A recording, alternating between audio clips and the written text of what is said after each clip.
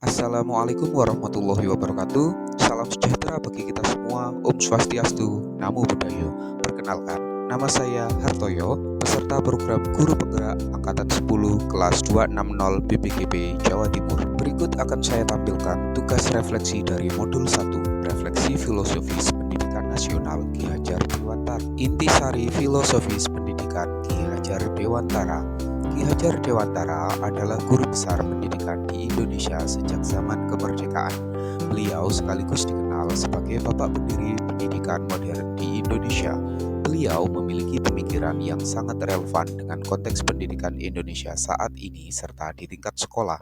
Menurut saya, refleksi kritis terhadap pemikirannya mengenai pendidikan dan pengajaran bisa mengungkapkan beberapa poin penting.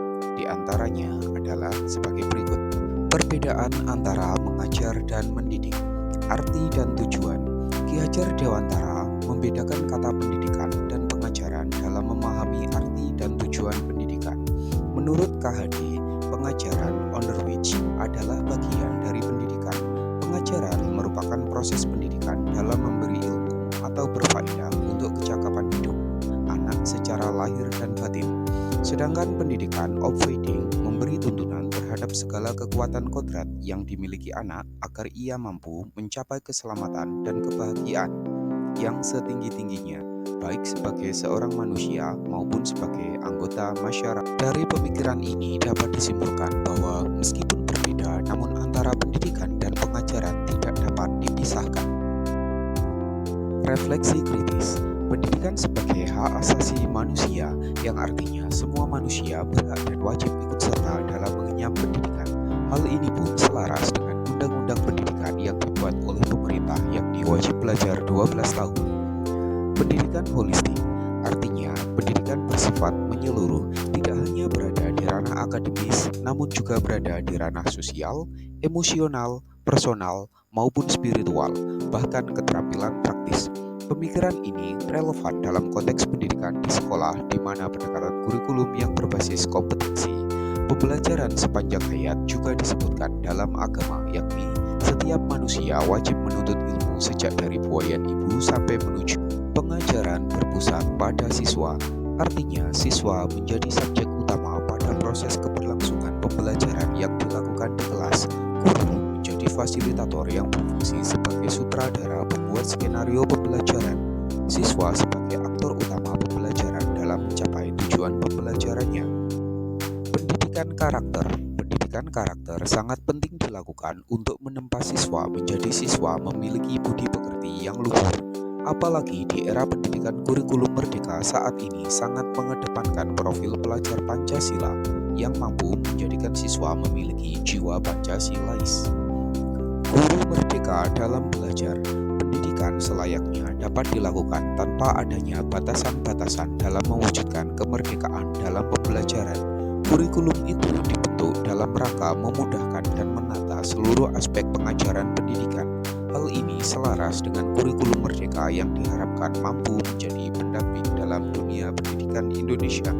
Tujuan pendidikan menuntun segala kodrat yang ada pada anak-anak agar mereka dapat mencapai keselamatan dan kebahagiaan yang setinggi-tingginya, baik sebagai manusia maupun sebagai anggota masyarakat.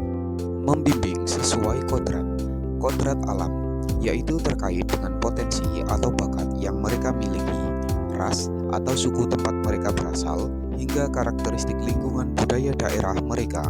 Kodrat alam ialah keadaan yang karena sifat dan bentuk lingkungan di mana mereka berada. Kodrat zaman ialah berbicara era yang menjalani anak, sehingga edukasi di masanya menekankan pada kemampuan peserta didik yang memiliki isi keterampilan sesuai zamannya. Trilogi pendidikan. Pemikiran Ki Hajar Dewantara yang lain dan sangat terkenal dalam dunia pendidikan di Indonesia, yaitu Ing Ngarso Sung Tulodo di depan memberi contoh suri toladan, Ing Madya Mangunkarso di tengah membangun semangat kemauan, Tuturi Handayani di belakang memberi dorongan. Sistem Among. Trilogi ini akan berdampak luar biasa bagi perkembangan siswa jika dilakukan dengan metode Among, yaitu menjaga, membina, mendidik anak dengan kasih sayang. Sistem Among berkaitan dengan budi pekerti. KHD menjelaskan bahwa budi pekerti atau watak atau karakter merupakan perpaduan antara gerak pikiran, perasaan, dan kehendak atau kemauan, sehingga menimbulkan tenaga.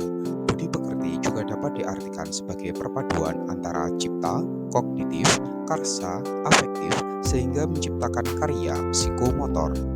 Relevansi masa kini. Pemikiran Ki Hajar Dewantara dalam dunia pendidikan memiliki relevansi yang kuat dengan konteks pendidikan Indonesia saat ini. Dalam konteks pendidikan Indonesia saat ini, pemikiran Ki Hajar Dewantara tentang pendidikan sebagai hak asasi manusia menegaskan pentingnya memastikan akses pendidikan yang merata bagi semua orang. Semua manusia berhak dan wajib ikut serta dalam menyukseskan pendidikan di Indonesia, serta menghilangkan jarak atau gap antara pendidikan di tempat manapun, juga jarak pendidikan antara golongan manusia kaya dan tingkat ekonomi lemah. Harapan saya sebagai guru, yakni dapat mewujudkan pemikiran dari KHD untuk menjadi guru yang baik dan guru merdeka di era modern saat ini. Harapan saya terhadap siswa-siswa saya adalah melihat siswa-siswa saya menjadi manusia yang pandai pikiran dan hatinya secara menyeluruh. Semoga dengan saya belajar mengenai pemikiran KHD, saya mampu menjadi guru yang bermanfaat dan menjadi bagian penggerak perubahan besar di dunia pendidikan Indonesia.